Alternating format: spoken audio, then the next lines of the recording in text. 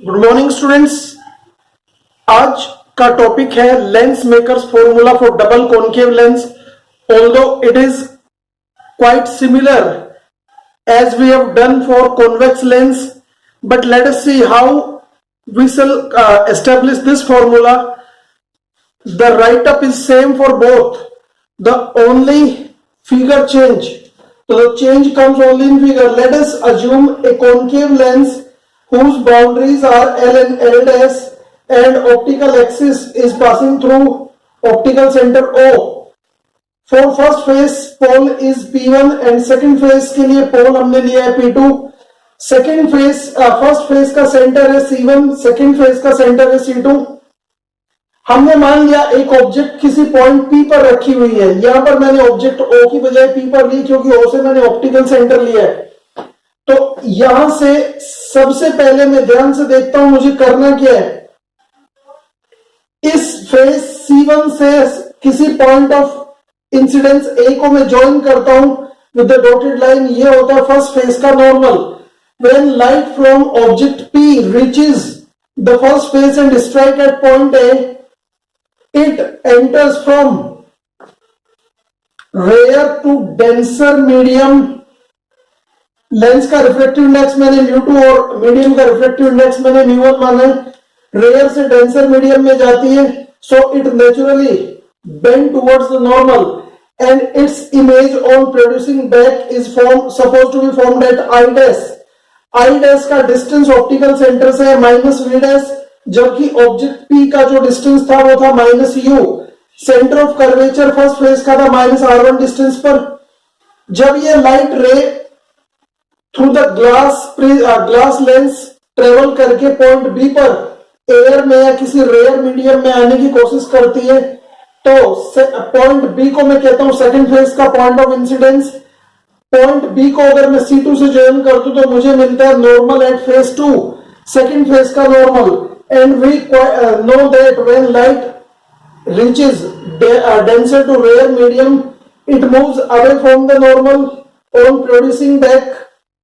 This ray suppose to intersect at principal axis at point I. तो I is the final image whose distance is -v from optical center. The distance of center C2 is +r2 because this is lying on the positive side and all the other points are lying on the negative side. But we don't care about the negative and positive sign here because we have already considered this sign while deriving the surface formula.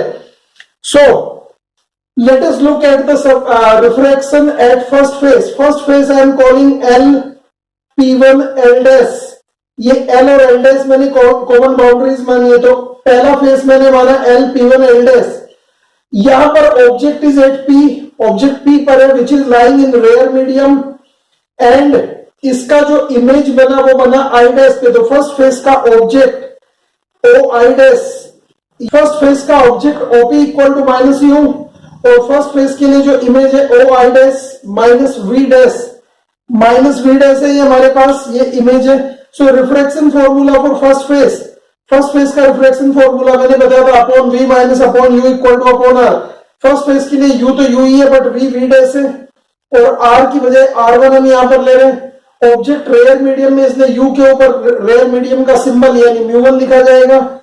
Image v dash के ऊपर μ2 लिखा जाएगा और μ2 minus μ1 का arrangement हम r1 के ऊपर लिख देते हैं. This is equation 1. First face का रिफ्रैक्शन इक्वेशन हमने अचीव कर लिया है. फॉर सेकंड फेज, अगर मैं सेकंड फेज की बात करूं, सेकंड फेज है मेरा L P2 L dash. Second phase of lens के लिए अगर मैं बात करूं तो इमेज फॉर फर्स्ट फेज, पहले फेज की जो इमेज है I dash that acts like a virtual object for second phase which lies in denser medium. Second phase का जो इमेज है वो डेंसर मीडियम में, क्योंकि इसकी जो रे है थ्रू आउट ग्लास से ट्रेवल करके आई है, तो इंसिडेंट रे इसकी ग्लास से, that's why object is supposed to be in the denser medium and the final image is formed at I. इसलिए मैं कह सकता हूं O I dash इक्वल टू -v dash, ये है इसका object. O I equal to -v, ये है इसका इमेज. अगर मैं सेकेंड फेज के लिए रिफ्रैक्शन फॉर्मूला लिखूं तो एक बार फिर हम लिखते हैं upon v minus upon u equal to upon r. But क्योंकि इस बार u नहीं, ऑब्जेक्ट का डिस्टेंस है v dash, दैट्स व्हाई मैंने यहां पर रख लिया v dash. और हमारे पास जो सेकंड फेस है उसका जो रेडियस हमने लिया है वो r नहीं, वो r2 है, इसलिए मैंने यहां पर रख लिया r2। क्योंकि ऑब्जेक्ट डेंसर मीडियम में, दैट्स व्हाई v डैश के ऊपर μ2 और v के ऊपर μ1 लिखा जाएगा। μ1 माइनस μ2 का अरेंजमेंट मैं r2 के ऊपर रख दूंगा। μ1 upon v minus μ2 upon v dash equal to, minus मैंने कॉमन निकाल लिया तो ये μ2 माइनस μ1 अपॉन r2 हो जाएगा, इक्वेशन सेकंड। अब मैं इक्वेशन फर्स्ट और सेकंड को दोनों को ऐड करता हूं, दोनों को जोड़ता हूं। व्हाइल एडिंग, अगर मैं इक्वेशन 1 की बात करूं तो यहां पर μ2 upon v dash minus μ1 upon u plus μ1 upon v minus μ2 upon v dash equal to μ2 minus μ1 upon r1 minus μ2 minus μ1 upon r2। μ2 v dash से μ2 अपॉन v डैश से μ2 अपॉन v डैश कट जाएगा। What remains, मेरे पास बचेगा μ1 upon v minus μ1 upon u, दोनों में से μ1 common निकाल लिया तो 1 upon v minus 1 upon u मेरे पास बचा लेफ्ट हैंड साइड।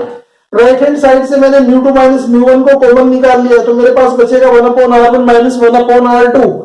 और हमें पता है इस μ1 से मैंने इस टर्म को डिवाइड किया तो जैसे ही मैं μ2 के नीचे μ1 ले जाऊंगा तो μ2 अपॉन μ1 होगा, μ1 माइनस μ1 अपॉन μ1 बन जाएगा 1 upon r1 minus 1 upon r2। Left hand side को भी 1 upon v minus 1 upon u मुझे पता है 1 अपॉन f होता है, क्लास 10th में पढ़ा था हमने, तो 1 upon v minus 1 upon u की जगह मैंने 1 अपॉन f रख लिया यहां पर। यही है lens makers formula for a double concave lens, जो बिल्कुल सेम है जैसा डबल कॉन्वेक्स लेंस का था। तो लेंस चाहे कॉनकेव हो चाहे कॉन्वेक्स हो, लेंस मेकर्स फॉर्मूला में कोई चेंज नहीं आएगा। अब मैं यहां पर बात करता हूं, अगर मेरा लेंस एयर में पड़ा हुआ हो, बाहर रेयर मीडियम जो है वो एयर हो तो μ1 इक्वल टू 1 हो जाएगा। और अगर μ1 1 है तो फिर μ2 को मैं सिंपल म्यू रख लूंगा, यानी लेंस का रिफ्रैक्टिव इंडेक्स। तब फॉर्मूला बनता है मेरे पास 1 upon f equal to mu minus 1 into 1 upon r1 minus 1 upon r2। यही है lens makers formula for a double convex lens, concave lens. अब हम आते हैं एक बहुत इंपॉर्टेंट टॉपिक पर, change in the various parameters of a lens when it is dipped in a liquid. अगर किसी लेंस को किसी लिक्विड में डुबो दिया जाए तो इसके अलग अलग पैरामीटर्स पर क्या असर पड़ेगा। यहां पर दो इंपॉर्टेंट पैरामीटर है लेंस के, एक इसका नेचर और दूसरा उसका फोकल लेंथ। जब किसी लेंस को मैं किसी लिक्विड में डुबोता हूं तो उसकी फोकल लेंथ पे क्या असर पड़ेगा और उसके नेचर पर क्या असर पड़ेगा। नेचर मतलब अगर वो कॉन्वेक्स है तो कॉनकेव की तरह बिहेव करेगा या नहीं, कॉनकेव है तो कॉन्वेक्स की तरह बिहेव करेगा या नहीं, यानी पर्टिकुलर केस में उसका बिहेवियर किस तरह का होगा, डाइवर्जिंग की कन्वर्जिंग। सबसे पहले देखते हैं changing parameters of a lens when dipped in a liquid. जब किसी लेंस को किसी लिक्विड में डिप किया जाता है तो उसके वेरियस पैरामीटर्स पे क्या असर पड़ता है ये हम देखेंगे। सबसे पहले चेंज देखते हैं फोकल लेंथ में क्या होता है, इसकी फोकल लेंथ कैसे बदलती है। फोकल लेंथ हमें पता है किसी भी लेंस के लिए 1 upon f equal to mu L upon mu M minus 1 upon r1 minus 1 upon r2 है। म्यू एल है refractive index of lens, mu M है रिफ्रैक्टिव इंडेक्स ऑफ मीडियम। अब focal length of a lens, ये बिल्कुल common perception अपने mind में बैठा लें कि focal length of a lens always increase. जब भी किसी लेंस को हवा से उठा के मैं उसको लिक्विड में डालूंगा तो उसकी फोकल लेंथ में हमेशा इंक्रीज होगा। या मैं कहूं अगर किसी रेयर मीडियम से उठा के डेंसर मीडियम में डाला जाएगा लेंस को तो फोकल लेंथ हमेशा बढ़ेगी, डेंसर से रेयर में लाऊंगा तो फोकल लेंथ घटेगी। तो focal length of a lens always increase when it is dipped in liquid from air. अब ये जो इंक्रीज है यहां पर भी कैलकुलेशन की जरूरत नहीं है। अगर वो आपको कहता है कि कुछ मीडियम के रिफ्रैक्टिव इंडेक्स दिए, लेंस का रिफ्रैक्टिव इंडेक्स बता दिया, आपसे पूछा जाता है कि किस मीडियम में रिफ्रैक्टिव इंडेक्स, किस मीडियम में फोकल लेंथ ज्यादा बढ़ेगी, तो उस पर्टिकुलर केस में अगर कंपैरेटिव स्टडी है, अगर एग्जैक्ट वैल्यू पूछ रहा है कितनी बढ़ेगी तो फिर आपको कैलकुलेशन करना पड़ेगा। बट अगर वो जस्ट एक कंपैरेटिव स्टैटिस्टिकल आइडिया ले रहा है आपसे, डेटा ले रहा है, तो उस पर्टिकुलर केस में आप लिखेंगे increase in focal length is inversely proportional to the difference in refractive index of the lens and the medium. यानी मैं कह सकता हूं डेल्टा एफ यानी change in focal length is directly proportional to 1 upon mu L minus mu M का mod चाहे lens का refractive index ज्यादा हो या मीडियम का, हम हमेशा इस डिफरेंस को पॉजिटिव बना के यूज करेंगे। यानी यहां पर फोकल लेंथ के इंक्रीज के केस में, नेचर के केस में नहीं। तो delta F equal to 1/mod of mu l minus mu m, जितना रिफ्रैक्टिव इंडेक्स लेंस के क्लोज होगा मीडियम का, उतना ही उसमें फोकल लेंथ का इंक्रीज ज्यादा होगा।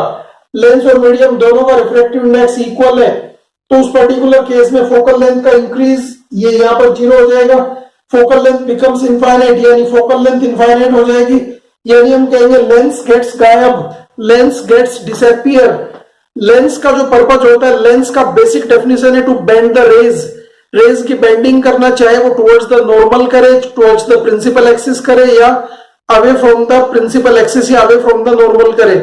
लेंस का बेसिक पर्पज है बेंडिंग ऑफ रेज।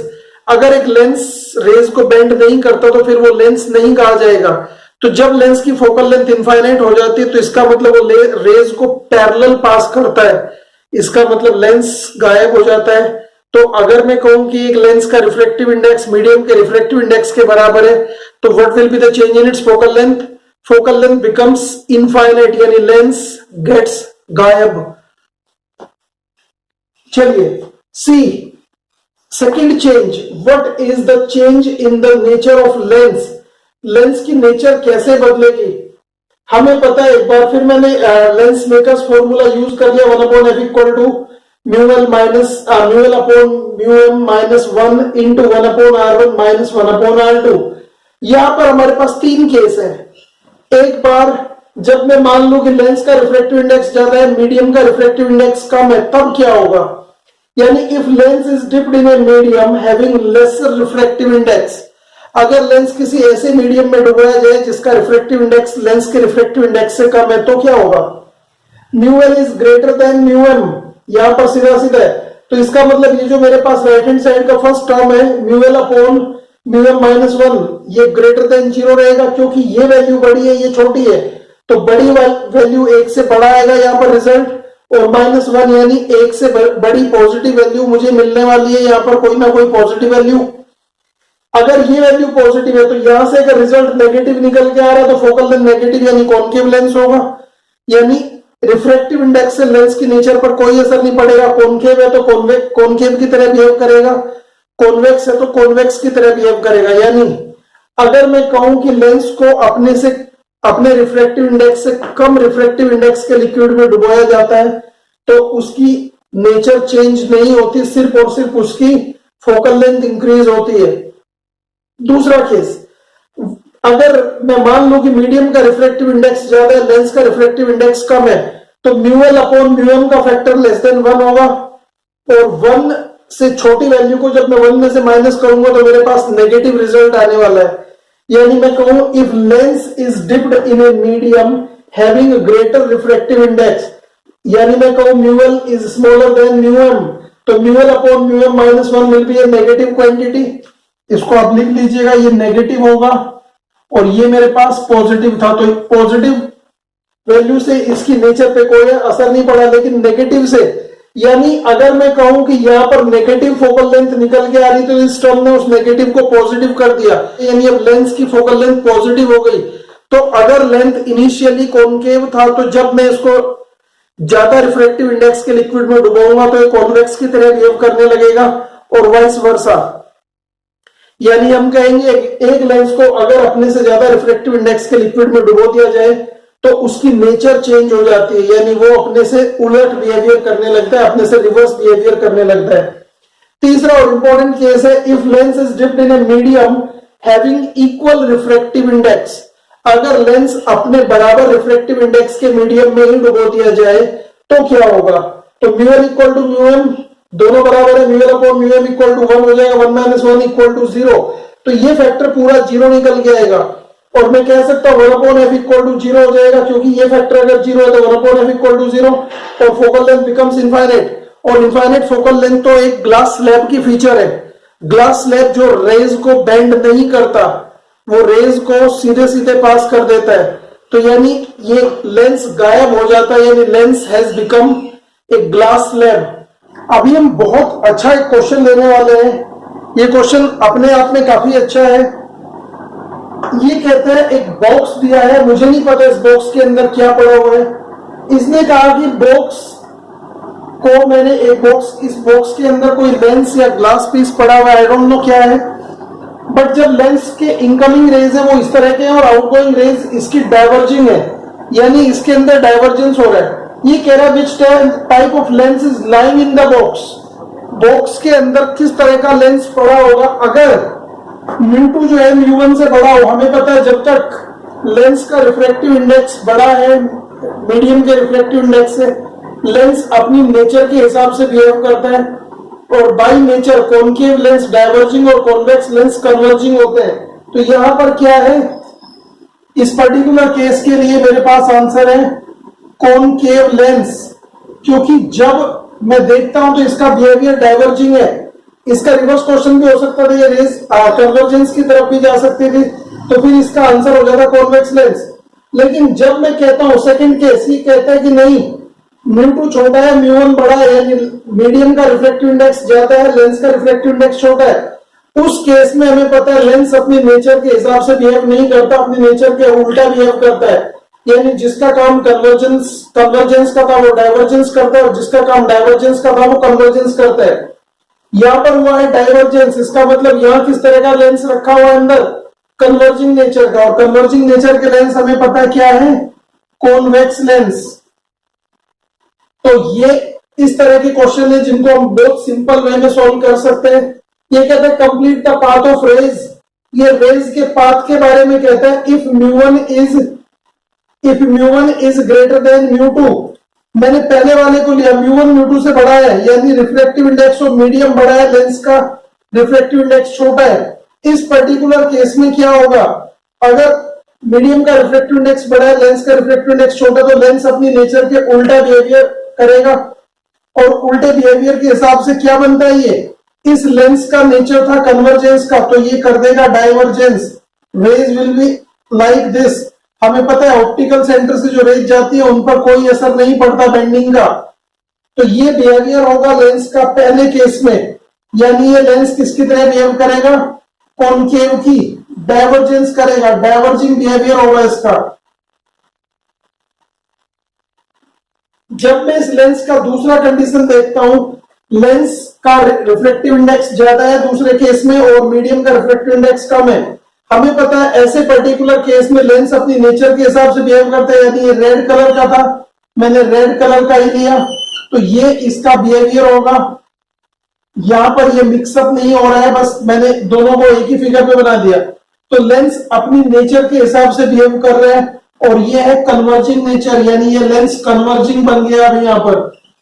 तो जब मीडियम का रिफ्लेक्टिव इंडेक्स लेंस के रिफ्लेक्टिव इंडेक्स से छोटा, तो कॉन्वेक्स लेंस कॉन्वेक्स की तरह बिहेव करेगा, यानी रेज को कन्वर्ज करेगा। लेकिन जब मीडियम का रिफ्लेक्टिव इंडेक्स बड़ा था, लेंस का कम था, तो ये डाइवर्जेंस कर रहा था, यानी कॉनकेव की तरह बिहेव कर रहा था। तीसरा और लास्ट केस हम यहां पर ले रहे हैं। तीसरे और लास्ट केस में कहता है μ1 इक्वल टू μ2, दोनों का सेम है, इसलिए इसको मैं ब्लैक रेज से ले रहा हूं और ये रेज बिल्कुल सीधी चली जाएंगी, यानी ये जो बिहेवियर होगा ये होगा ग्लास स्लैब की तरह का बिहेवियर, यानी नो बेंडिंग, तो ये लेंस ग्लास स्लैब की तरह बिहेव करता है। तो this way this type of questions are solved, इस तरह से क्वेश्चन सॉल्व किए जाएंगे। एक और तरह के क्वेश्चन लेंस मेकर्स फॉर्मूला पर आते हैं और ये क्वेश्चन के मैंने 3 पार्ट दिए, एक पार्ट मैं सॉल्व करूंगा, 2 पार्ट आपको करने हैं।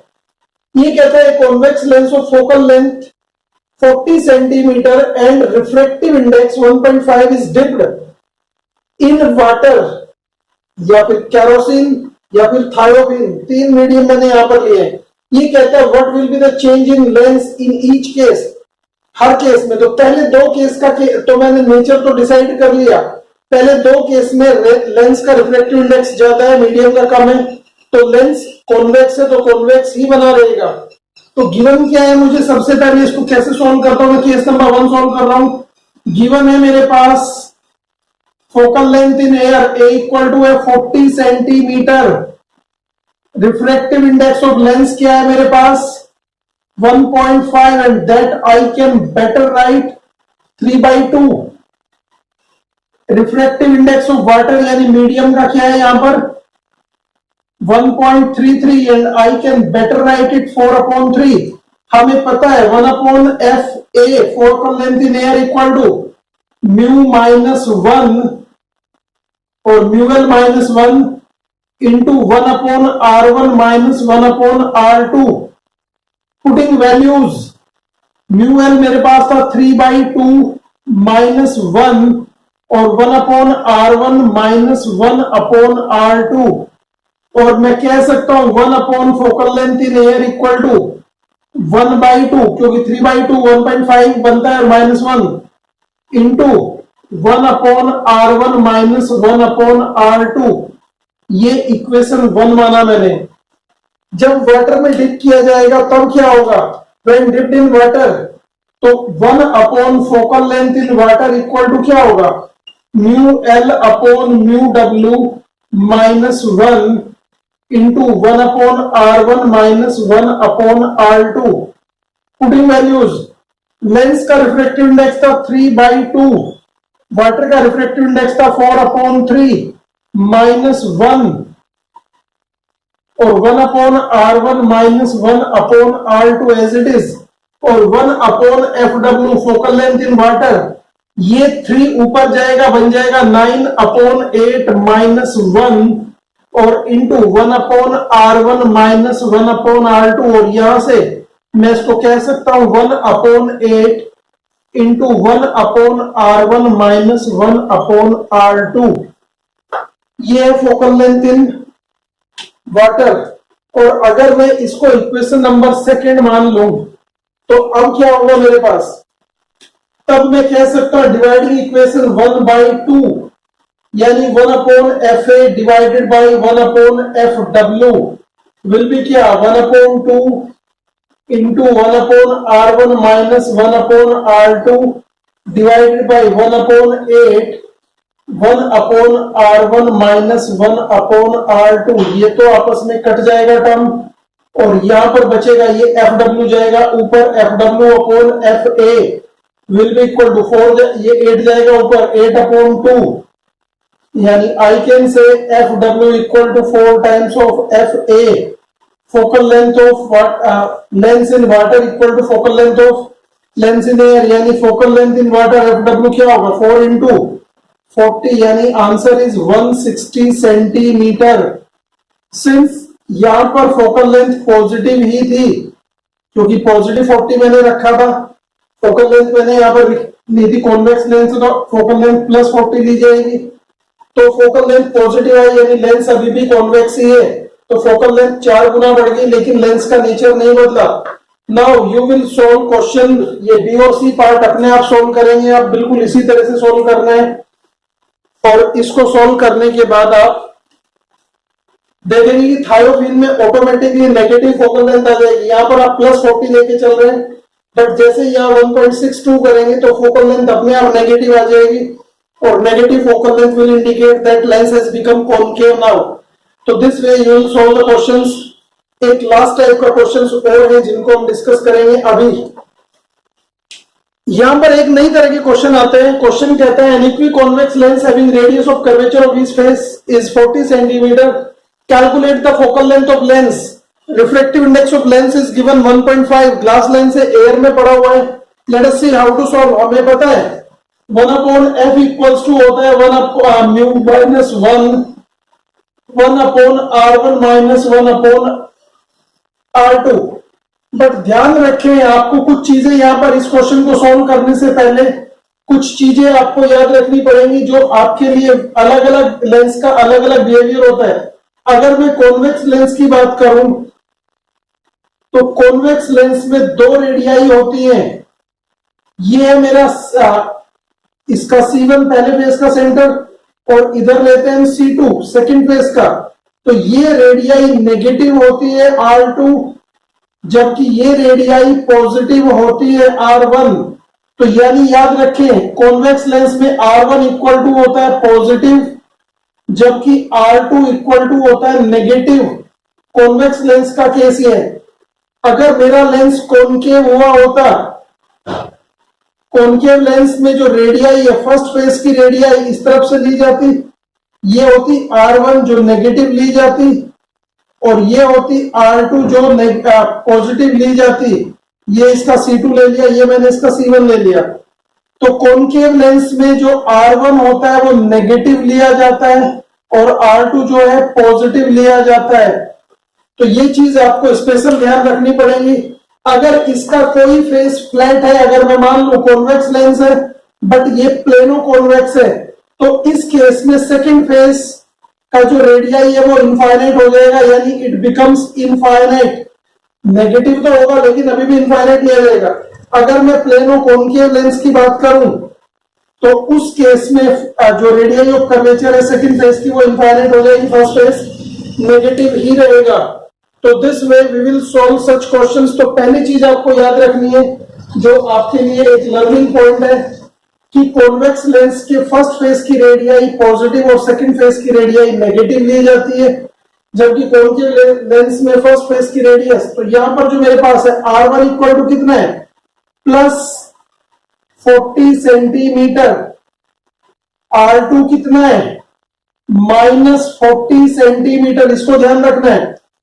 और हमें म्यू दिया हुआ तो 1/f इक्वल्स टू क्या होगा, 1.5 माइनस 1 इंटू 1/40 माइनस, यहां पर माइनस था और minus minus 1/40, what becomes 0.5 into, इसको मैं यहां रख लेता हूं, ये बनेगा 0.5 इंटू 1/40 प्लस 1/40, और मेरे पास आएगा 0.5 इंटू 0.5 को मैं लिख सकता हूं 1/2 और इंटू यहां पर आएगा 40, एलसीएम आया 1 प्लस 1 यानी ये बनेगा 2। तो f इक्वल्स टू कितना आएगा यहां पर 2/40 और इंटू 1/2, तो ये 2 से 2 कैंसिल हो यानी 1/40, यानी फोकल लेंथ ऑफ लेंस आएगी मेरे पास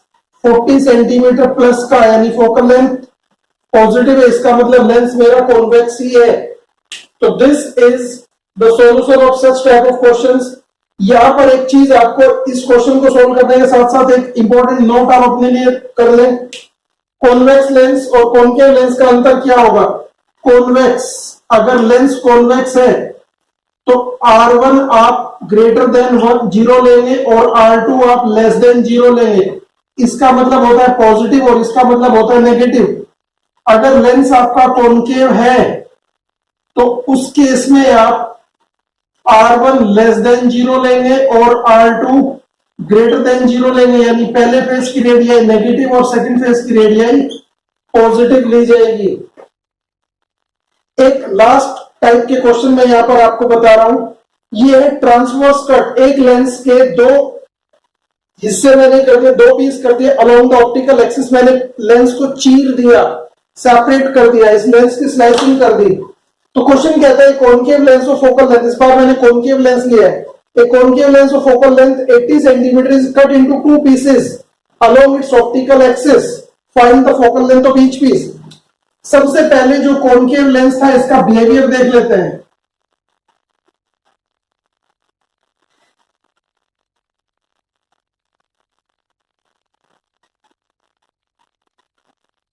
ये था मेरे पास कॉनकेव लेंस जिसकी focal length f equal to है मेरे पास -80 सेंटीमीटर, और इस -80 सेंटीमीटर के केस में जब मैं लेंस मेकर्स फॉर्मूला लिखता हूं तो 1/f इक्वल्स टू आएगा म्यू -1 1/r1 -1/r2, ये फॉर्मूला है। बट कॉनकेव लेंस के लिए हमने बताया था कि कॉनकेव लेंस के लिए R1 इज नेगेटिव, यानी आई कैन से R1 इक्वल टू -r और R2 equal two plus R होता है। मैंने जो लेंस माना वो इक्वी कॉनकेव माना, दोनों की जो फोकल लेंथ है वो बराबर है, यानी यहां पर ये इक्वी कॉनकेव मैंने मान लिया, नहीं तो वो मुझे दोनों की रेडियाई अलग अलग देगा।